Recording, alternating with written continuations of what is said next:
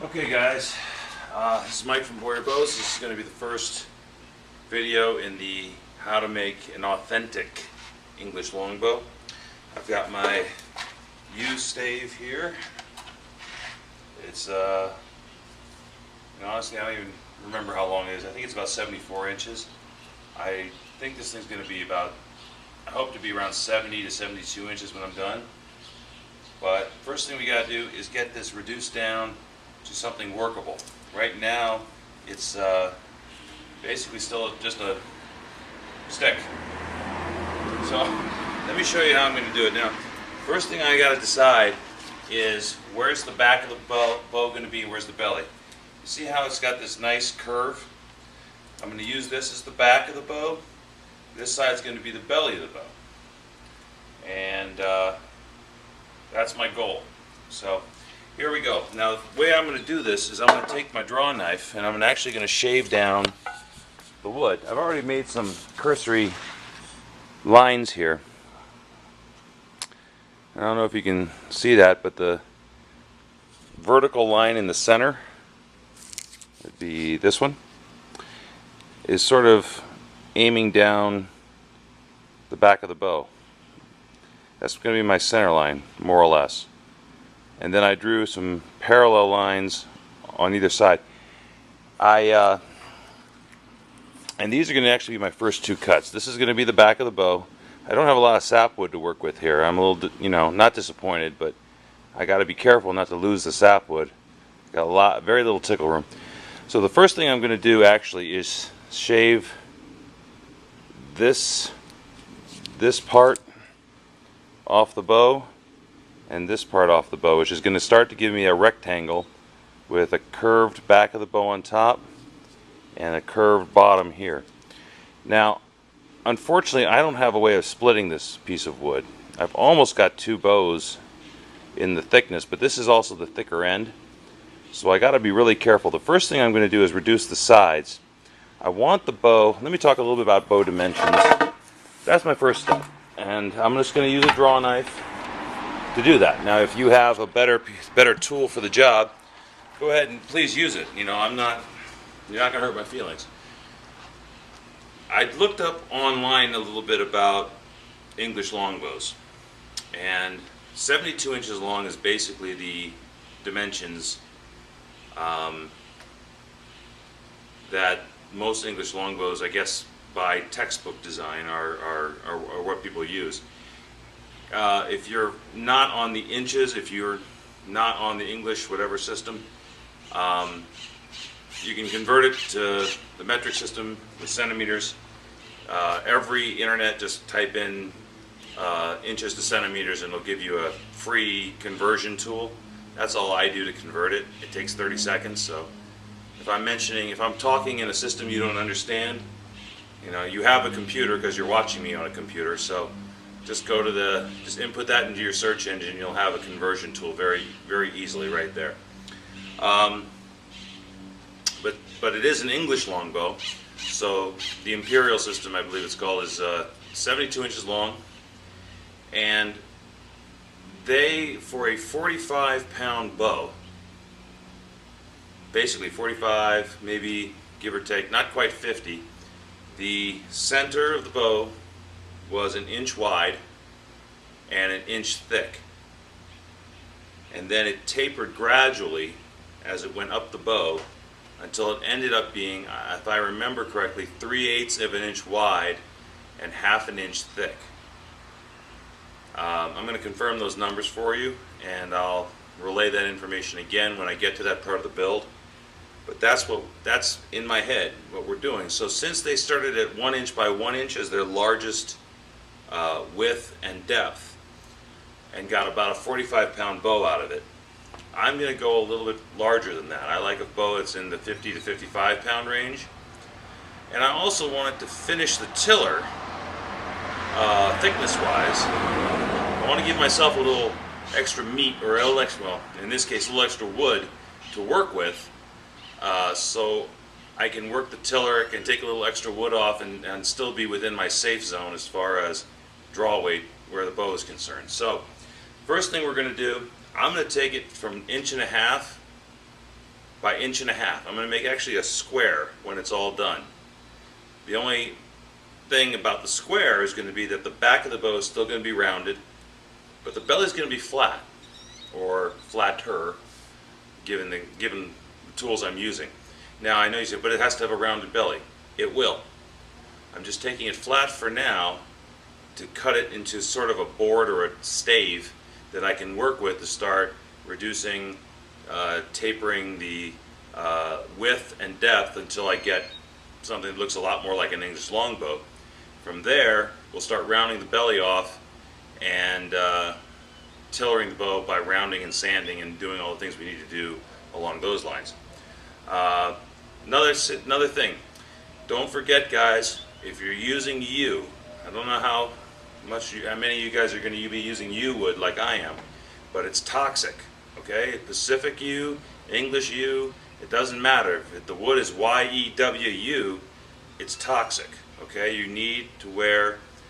I'm going to be wearing a respirator. I mean, I used to work in a body shop and did painting. I have access to a respirator, but if you don't have a respirator, a dust mask, at least goggles are on you. If that stuff if the dust particles gets in your eyes, it's not a good thing. You know, if I gotta get the bark off this thing, and when I get the bark off, there's going to be a lot of dust flying around. I want to have a respirator on for that. You're going to see me in some parts of this build where I'm taking big chunks out of the wood that I don't worry about the dust, so I'm not so worried about it being toxic, but that's me.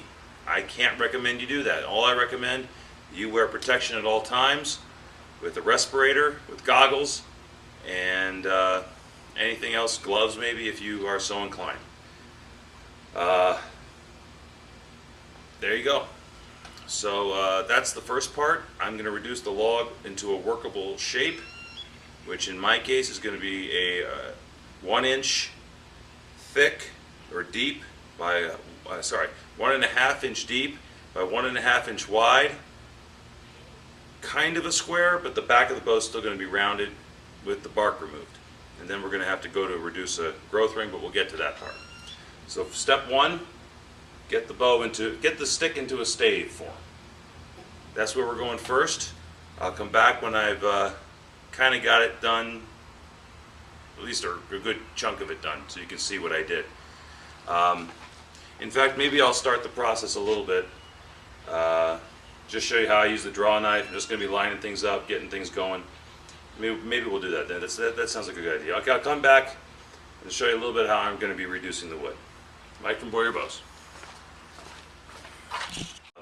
Another thing, don't forget, guys, if you're using yew, I don't know how many of you guys are going to be using yew wood like I am, but it's toxic. Okay, Pacific yew, English yew, it doesn't matter. If the wood is YEWU, it's toxic. Okay, you need to wear. I'm going to be wearing a respirator. I mean, I used to work in a body shop and did painting. I have access to a respirator, but if you don't have a respirator, a dust mask, at least goggles are on you. If that stuff if the dust particles gets in your eyes, it's not a good thing.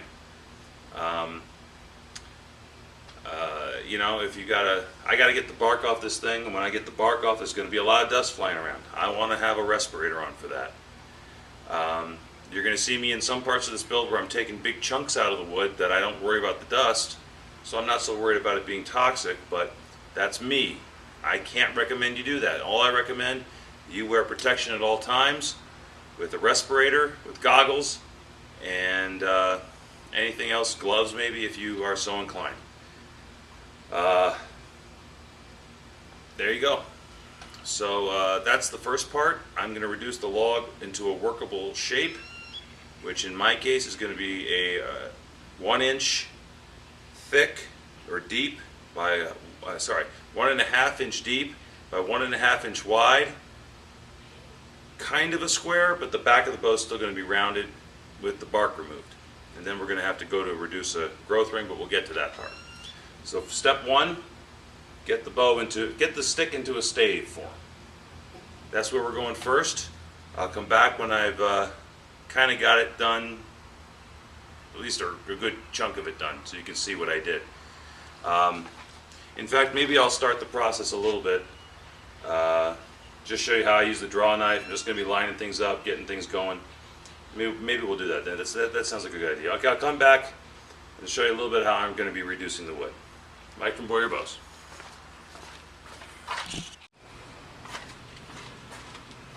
Safety first.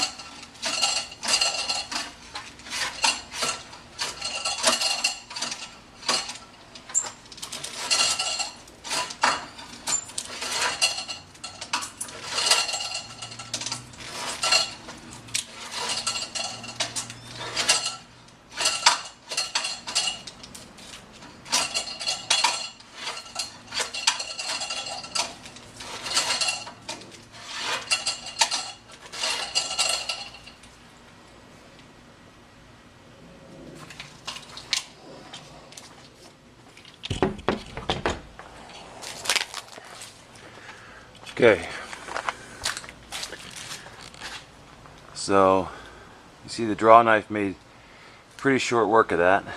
It's not perfectly flat, but, and obviously